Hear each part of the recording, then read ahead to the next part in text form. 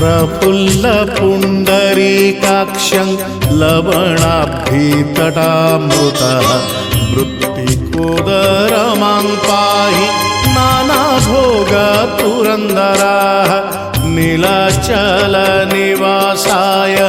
नित्याय परमात्मने बलभद्रसुभद्राभ्यां जगन्नाथाय ते नमः।